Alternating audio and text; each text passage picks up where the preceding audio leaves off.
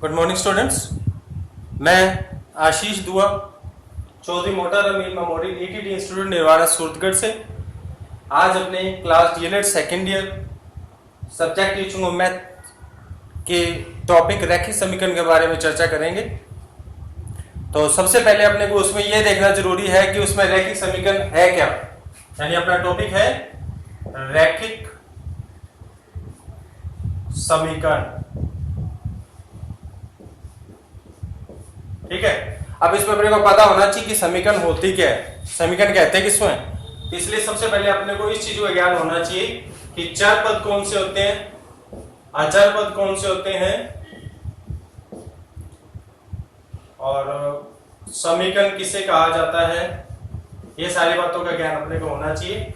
सबसे पहले अपने इसमें देखते हैं चर पद किसे कहते हैं। चर पद ऐसे पर होते हैं जो जिसमें लगातार परिवर्तन होता रहता है, जिसमें जो परिवर्तनशील होते हैं वो चर पद हो गए और जो परिवर्तन जिसमें नहीं होता वो अचर पद होते हैं।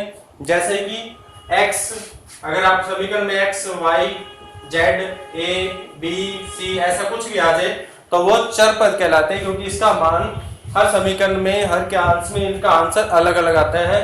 किसी में x, y, z का हर किसी में मान अलग होता है, इसलिए वो चर पद है क्योंकि हर किसी में परिवर्तनशील हो रहे हैं। और अचर पद वो होते हैं जो कभी परिवर्तित नहीं होते, जैसे कि 1, 2, 3, 4, 5 जो संख्या का मान है वो हर किसी में एक संख्या में एक ही रहेगा, दूसरे में भी एक ही माना जाएगा, 3 है 3 ही माना जाएगा। ठीक है, अब समीकरण कौन सी होती है। अगर अपने इस बीज व्यंजक में 2x में 4 मिला दें, क्या ये समीकरण बन गई?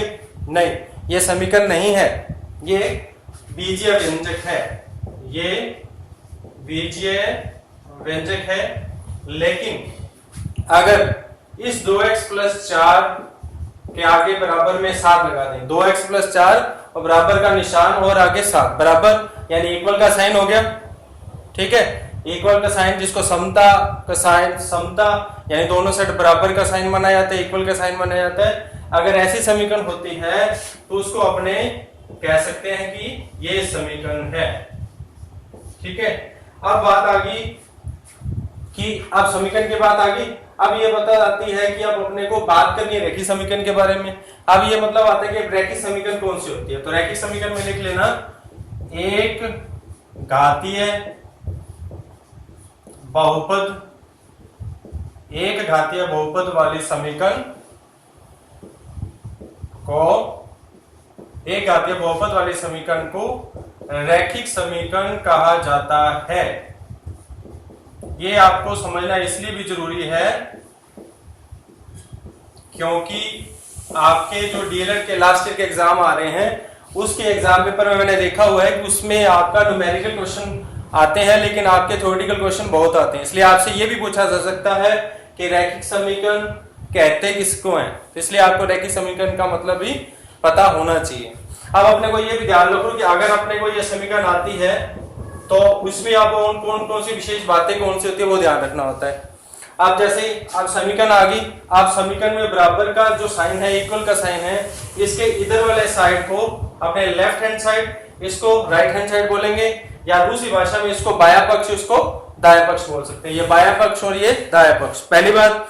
उसके बाद ये होता है, नियम ये होता है कि अगर समीकरण में बाया पक्ष से अपने दाया पक्ष की ओर जाए या दाएं पक्ष से बाएं पक्ष की ओर जाएं तो उसके जो साइन होते हैं, जो निशान होते हैं, वो लगभग वो हमेशा चेंज हो जाते हैं। चेंज इन द सेंस, यानी अगर वो साइन यहाँ पे प्लस का है तो उधर जाके माइनस का हो जाएगा, माइनस है तो प्लस का हो जाएगा। उसी तरह से उधर अगर प्लस का है इधर आके माइनस हो जाएगा, उधर माइनस है तो इधर आके प्लस हो जाएगा। यानी अगर वो एक पक्ष से दूसरे पक्ष की तरफ जाते हैं तो उसमें साइन में चेंज आ जाता है, प्लस का माइनस और माइनस का प्लस हो जाता है। ठीक है, तीसरी बात अपने को ये ध्यान रखनी होती है रैखिक समीकरण में, अगर अपने दोनों समीकरण में दोनों पक्षों में ध्यान रखना, दोनों पक्षों में कोई एक संख्या को जोड़ते या घटाते हैं, किसी एक संख्या को दोनों पक्षों में जोड़ दें या दोनों पक्षों में घटा दें तो उस समीकरण में कोई फर्क नहीं पड़ता, क्योंकि इधर में 5 जोड़ दिया, इधर 5 जोड़ दिया, इसका संतुलन में कोई फर्क नहीं पड़ा, इधर घटा दिया उधर घटा दिया, कोई फर्क नहीं पड़ता। ठीक है, इन बातों का ध्यान रखना है। अब अपने को इनमें से जैसे मान लो अभी कोई समीकरण हल करनी है, आपसे पेपर में एग्जाम में ये पूछा जा सकता है कि आपको एक छोटी सी रैखिक समीकरण दे दी, उसमें आपको इसका मान निकालो। तो जैसे फॉर एग्जांपल आपसे क्वेश्चन पूछ लिया 3x + 7 = 31 31 3x प्लस 7 बराबर 31। तो अब इसमें अपने को क्या मानना है, अब अपने को यहाँ पे अगर वो बोल दें इस समीकरण को हल कीजिए, या वो बोल दें इस समीकरण में x का मान ज्ञात कीजिए, हल कीजिए मतलब मान निकालना है, ठीक है। अब इसमें मान निकालने के अपने क्या करेंगे, 3x प्लस 7 बराबर 31 है, तो मैंने बोला है जो चर पद होते हैं उसको लेफ्ट साइड में रख दें और जो अचर पद होते हैं उसको सारा राइट साइड में रख दें। अगर आया हुआ क्वेश्चन में तो ठीक है, नहीं तो अपने को करना पड़ेगा। और जब अपने चर को या अचर को उनके पक्ष को चेंज करते हैं तब अपने उसके साइन में परिवर्तन आ जाता है, माइनस का प्लस और प्लस का माइनस हो जाएगा अगर वो बाएं पक्ष से दाएं पक्ष या दाएं पक्ष से बाएं पक्ष की हो जाता है तो। Got it. अब 3x प्लस 7 बराबर 31 है, तो यहाँ पे 31 प्लस का 7 जब इधर गया तो ये बन गया माइनस का 7, प्लस का 7 था उधर चल गया, निशान बाएं पक्ष चेंज हुआ, साइड चेंज हो गया, 7 हो गया। अब यहाँ पर 3x बराबर प्लस का 31 है माइनस का 7 है, प्लस का 31 माइनस का 7, तो घटाव करेंगे तो ज्यादा संख्या कौन सी है, प्लस की। कितनी ज्यादा है, 31 में जब 7 घटाएंगे तो कितना आ जाएगा 24 यानी कि 24। कितना आ जाएगा 24, ठीक है।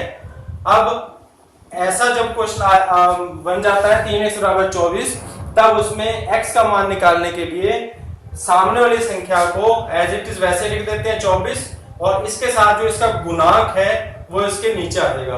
अब यहाँ पे मैंने वर्ड क्या बोला है, गुणांक। गुणांक क्या होता है, गुणांक होता है गुणा किया हुआ अंक, यानी अगर किसी चर के साथ किसी और संख्या के साथ में गुना किया हुआ है तो वो है गुणांक। गुना किया हुआ अंक गुणांक कहलाता है। जैसे अगर 7x है तो उसमें x का गुणांक 7। अगर मान लो मैं 7xy लिख देता हूं, अगर मैं बोलता इसमें y का गुणांक बताओ, y का गुणांक तो अकेला 7 नहीं होगा, तो y का गुणांक 7x होगा, क्योंकि ये 7x गुना y है। गुणांक का मीन्स होता है गुना किया हुआ अंक। अगर मैं y का गुणांक पूछता हूं तो y के साथ तो पूरे 7x का गुना किया हुआ है, इसलिए इसमें y का गुणांक पूरा ये 7x आएगा, ठीक है। इस चीज को ध्यान रखना है। अब इस क्वेश्चन के तरफ वापस चलते हैं। अब यहाँ पे क्या देखा था अपने x बराबर 24 बटा 3 हो गया, ये इसके नीचे आ गया। अब 24 में 3 का भाग क्या हो गया 8। अब इस प्रश्न का उत्तर क्या आ गया, x बराबर 8, ठीक है। इसी तरह के अगर एक क्वेश्चन और कर देते हैं, 3x प्लस 7 बराबर 25, ठीक है। तब अपने क्या करेंगे, 3x बराबर 25 प्लस का 7 उधर चल गया, माइनस का 7, 3x बराबर 25 में 7 के 18, x बराबर 18 बटा 3 बराबर में 6। तो यहाँ पे x का मान क्या आ गया 6, ठीक है। समझ आ गया सबको। अब इसी के क्रम में अगर अपने क्वेश्चन में थोड़ा सा और चेंज कर दें, एक साइड यहाँ पे इस क्वेश्चन में अपने चर पद जो था एक साइड था, अब अपने दोनों साइड ले लें। 3x प्लस 5 बराबर 7 माइनस x। 3x प्लस 5 बराबर 7 माइनस x।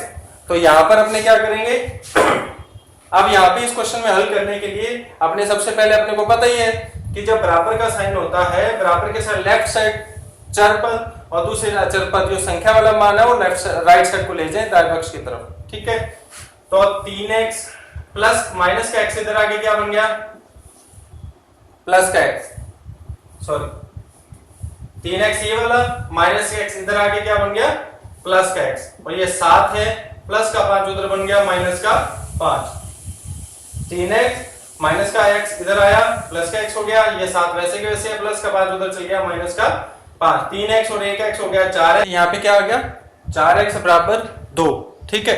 4x बराबर 2 में अब यहाँ पे मान निकालेंगे तो क्या आएगा, x बराबर 2 बटा में 4। x का गुणांक जो है 4 इसके बटे में चले गया, तो 2 एकम 2, 2 दूना 4, तो यहाँ पे x का मान क्या आ गया 1 बटा 2। यानी इस जो क्वेश्चन का आंसर है तो x का मान हो गया 1 बटा 2। समझ आ गया आपको अभी तक। चलो आगे चलते हैं। अब इस क्वेश्चन में थोड़ा सा भी क्वेश्चन और चेंज करें तो भी आ गया 2y बटा 3 प्लस 7 बराबर y बटा 2। अगर अपने ऐसे क्वेश्चन को हल करना हो तो कैसे करेंगे, ठीक है, सेम है, कोई ज्यादा मुश्किल नहीं है। ये भी 2y बटा 3 प्लस 7 बराबर y बटा 2 हो तो इसमें 2 तरीके, या तो पहले इसको इधर ले आए, इसको उधर ले जाएं, उसके बाद उनका एलसीएम कर दें, या इसको पहले एलसीएम करके बाद में तिरछा गुना करके आंसर फिर भी y का मान एक जैसा आ ही जाना, ठीक है। अब यहाँ पे अगर उसको अपनी तरीके से करें, पहले वाले तरीके से यूज करें 2y/3 प्लस का y/2 इधर आ गया तो ये बन गया y/2 प्लस का 7 उधर चल गया तो हो गया -7, ठीक है। अब यहाँ पे सबके इसके नीचे 3 है, इसके नीचे 2 है, इसके नीचे कुछ नहीं है तो इसके नीचे अपने 1 लगा सकते हैं। अगर आपने 3, 2 और 1 का एलसीएम निकाले, एलसीएम यानी कि हिंदी में लेस है, तो 3 व 2 का लेस है निकलेगा 6, ठीक है।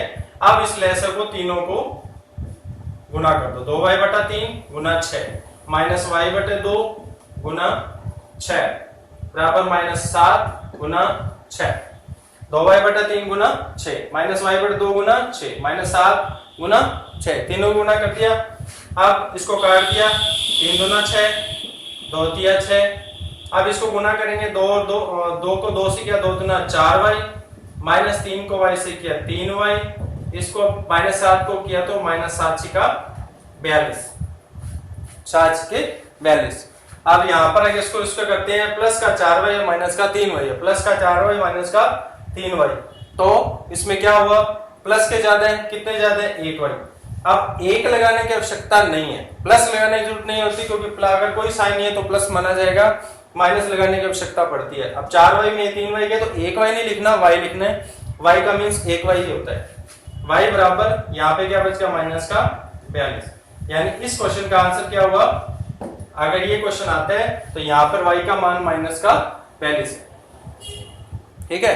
अगर आप इसके अपने उत्तर की जांच करना चाहते हैं तो ये जो प्रश्न है, प्रश्न में -42 y की जगह -42 रख दो, फिर इसको जब कैलकुलेट करोगे तो दोनों साइड बायां पक्ष और बराबर दायां पक्ष, दोनों साइड का मान बराबर आ गया। अब जब दोनों साइड का मान बराबर आएगा तब इसका ये मतलब होगा कि आपका उत्तर जो आपने निकाला है वो सही है, आप सही दिशा में अभी तक जा रहे, ठीक है। अब नेक्स्ट देखते हैं। अब अभी तक आपने पहले सिंपल कर दिया, फिर थोड़ा बटा वाला कर लिया। अब जैसे मान लो ये क्वेश्चन आ गया x/2 + 5 बराबर x/4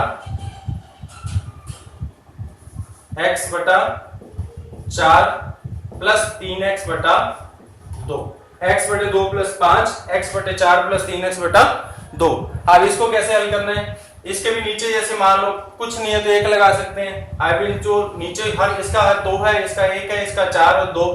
अब अपने यहाँ पर 2 1 4 व 2 2 1 4 व 2 का लैस निकालेंगे, यानी इसका लघुत्तम समावर्त है यानी एलसीएम निकालेंगे, वो कितना आएगा 4। आप यहाँ पे करके देख सकते हैं, इसका आंसर आएगा लैस आएगा 4। अब इसको सबके साथ गुना कर दो, x/2 गुना 4 प्लस 5/1 गुना 4 बराबर x/4 गुना 4 प्लस 3x/2 मल्टीप्लाई 4 यानी गुना 4, ठीक है। अब इसके आगे इसको काट दो, 2 को 2 दूना 4, ये नहीं कटता, 4 से 4 कट गया, फिर 2 का पारा 2 तक आ रहा समझ। पहले इसको लेसा लिया, लेसा लेने के बाद इसका लेस है जो इसका एलसीएम है उसको सबके साथ चारों के साथ इसको मल्टीप्लिकेशन में लगा दिया, फिर जितना जो कर सकता है उसको काट दो, नहीं तो उसको आपस में गुना हो जाना। अब x को 2 से गुना किया 2x प्लस 5 को 4 से किया 5 चौका 20। अब ये 4 से 4 कट गया, बच गया x, ये बढ़ गया 3 दूना 6x, 3 दूना 6x। अब वो पहले जो अपने सवाल सिंपल किया, अब सिंपल सवाल जैसा बन गया, जो ऊपर चेन था उसको आपने इजी बना दिया। अब ये 2x है, ये प्लस का x इधर आ गया माइनस x, प्लस का 6 उधर था इधर आ गया माइनस का 6x, ठीक है। वो इधर का 20 उधर चल गया माइनस का 20। जैसे अपने को पता है कभी भी बाएं पक्ष से दाएं पक्ष में या दाएं पक्ष से बाएं पक्ष में आए तो उसका जो साइन होता है वो चेंज हो जाता है। इसके अकॉर्डिंग ये 2x है प्लस x इधर आके माइनस x हो गया, प्लस का 6x इधर आके माइनस का 6x हो गया, ठीक है, साइन चेंज हो गया। उसी तरह से जो 20 है वो लेफ्ट में बाएं पक्ष में था, इसको जब दाएं पक्ष में जाएगा तो माइनस का 20 होगा, प्लस का माइनस बन गया। अब यहाँ पे प्लस के तो है 2x, माइनस के हैं 7x बराबर के माइनस 20, माइनस के 7 है प्लस के 2 है तो माइनस के 5x बच गए बराबर माइनस का 20, माइनस 5x बराबर माइनस 20। अब x का मान क्या आएगा, आप सबको पता है माइनस का 20 के बटे में माइनस का 5 चला जाएगा, माइनस से माइनस कट गया, 20 में 5 का भाग दिया 4, यानी इस क्वेश्चन में आंसर क्या है, x बराबर 4। समझ आ गया, x बराबर 4। सबसे पहले एलसीएम लेना है इसका, एलसीएम लेने के बाद उस एलसीएम को सबके साथ गुना में लगा देना है, उसके बाद जो कट जाएगा काट दो, बाकी आपस में गुना हो जाना है। ये इसलिए करते हैं कि इजी वे में बन जाता है। अब ये जो क्वेश्चन पहले आपको थोड़ा सा हार्ड लग रहा था, अब वो वही क्वेश्चन बन गया जो आपने पहले स्टार्टिंग में प्रारंभ में किए। अब ये इजी मोड में आ गया, इजी मोड के बाद वैसे सिंपल आंसर निकालना, ठीक है। चलो आगे चलते हैं। अब उसके बाद अपने ये सब कर लिया, उसके बाद अपने एक क्वेश्चन करते हैं। जैसे मान लो कोई पॉइंट वाला क्वेश्चन आ जाता है, 0.6x प्लस 0.25x बराबर 0.45x plus 1.2, 0.6x plus 0.25x plus 0.45x plus 1.2, ठीक है। अब इसको हल करना है तो पॉइंट उड़ा दो, यहां पे दोबारा लिख लो इसको, फिर उसके बाद 0.25x बराबर 0.45x प्लस 1.2। अब यहां पे पॉइंट उड़ाया 10, यहां पे पॉइंट उड़ाया 100, यहां पे पॉइंट उड़ाया 100, यहां पे पॉइंट उड़ाया 10। अब यहां पे अपने को पता है, यहां पे अपने को पता है कि अगर पॉइंट के बाद एक अंक हो तो 10, पॉइंट के बाद दो अंक हो तो 100, पॉइंट के बाद 200, पॉइंट के बाद एक है तो 10। अब इसको जब हल किया तो ये हो गया 6x बटा 10 या 6 बटे 10x बोल सकते हैं। ये हो गया 25x बटा 100, ये हो गया 45x बटा 100, ये हो गया 12 बटा 10। अब वही पहले वाला क्वेश्चन बन गया। अब इसका एलसीएम क्या आएगा, यानी 10, 100, 100 और 10 का एलसीएम क्या आ रहा है 100, एलसीएम इसका क्या आएगा 100। अब उसके बाद एलसीएम निकालने के बाद अपने को क्या करना है, इसके बाद सब में गुना कर देना है।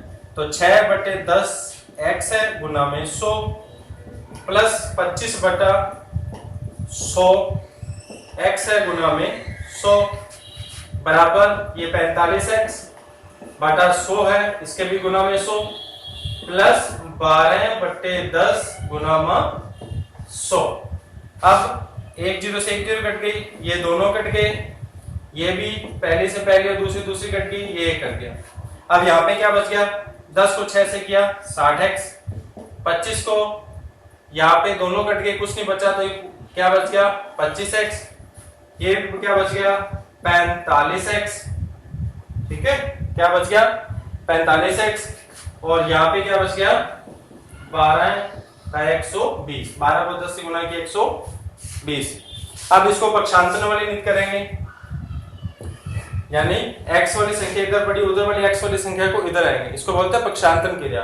पक्षांतर करेंगे तो क्या बन जाएगा 60x plus 25x minus 45x बराबर 120।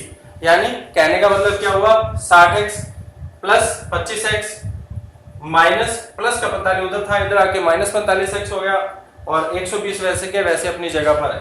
अब यहाँ पे प्लस के कितने 60 और 25 85x प्लस के हो गए, माइनस के 45x बराबर 120, प्लस के 85 हैं माइनस के 45 हैं, तो प्लस के कितने बच गए 40x बराबर 120। तो x बराबर 120 बटा 40, 0 से 0 कट गया, 12 में 4 का भाग दिया 3, तो x का मान कितना आ गया 3। ठीक है, दोबारा रिपीट कर देता हूं। जब ऐसे पॉइंट वाले क्वेश्चन आते हैं तो पहले पॉइंट को हल करके उसकी जगह पे बटे 10 लगा दो, और पॉइंट के बाद 2 अंक का 100 लगा दो, उसके बाद इन सबका एलसीएम को सबके साथ गुना लगा दो, गुना में कर दो। एलसीएम इनका 10 से 100 का एलसीएम कितना आ रहा है 100, इस सबका गुना में कर दिया, जो कट सकता है वो कट गया, जो नहीं कट गया आपस में गुना हो गया। इसको हल करने के बाद ये रकम आ गई 60x प्लस 25x बराबर 45 बटे 120। उसके बाद पक्षांतर वाली क्रिया की, 45 से इधर आके माइनस 45 हो गया, 85x माइनस 45 प्लस का 40x ज्यादा है बराबर 120 है, x बराबर 120 में 40 का भाग दिया, x बराबर 3 आंसर आया। आगे समझ सबको। आज की कक्षा में से अब इतना ही। नेक्स्ट कक्षा जो में अब जो रैखिक समीकरण से संबंधित अन्य जो क्वेश्चन होंगे, जिसमें एक समीकरण युग्म क्वेश्चन होता है जिसको अपने लोपिन विधि, प्रतिस्थापन विधि, वज्र गुणन विधि या आलेखीय विधि से किसी भी तरीके से कर सकते हैं, वो क्वेश्चन करेंगे। और प्लस साथ में वो क्वेश्चन करेंगे जिसमें कि एज वाले क्वेश्चन आते हैं, पिता की आयु इतनी है, पुत्र की आयु से 4 गुना कम है, उस क्वेश्चन को भी इस समीकरण के माध्यम से ही हल करते हैं। ठीक है, thank you very much, God bless.